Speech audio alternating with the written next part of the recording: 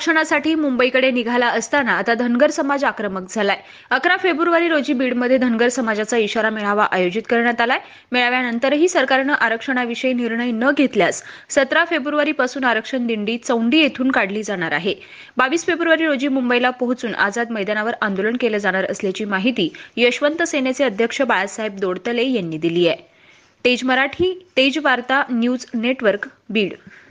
वेळोवेळी आम्हाला दिलेले आश्वासन हे सगळे फसवे निघालेले आहेत। राज्य सरकारला धनगर समाजाच्या वतीने हा शेवटचा इशारा देण्यासाठी 11 फेब्रुवारी बीड येथे छत्रपती संभाजी महाराज क्रीडांगण या ठिकाणी इशारा मेळाव्याचं आयोजन केलेलं आहे। राज्यभरातील संपूर्ण धनगर समाज बीड येथे या क्रीडांगणावर जमणार आहे आणि राज्य सरकारला शेवटचा इशारा देणार आहे।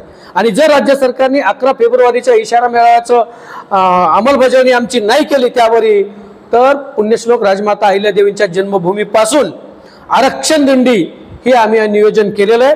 आरक्षण दिंडी ही 17 तारखेला निघेल, 22 तारखेला आझाद मैदानावरती पोहोचेल आणि आझाद मैदानावरती यशवंत सेनेच्या वतीनं परत अमर उपोषणाला आम्ही बसणार आहोत आणि आरक्षण अंमलबजावणी झाल्याशिवाय राज्यातला धनगर समाज हा या राज्य सरकारला स्वस्थ बसू देणार नाही।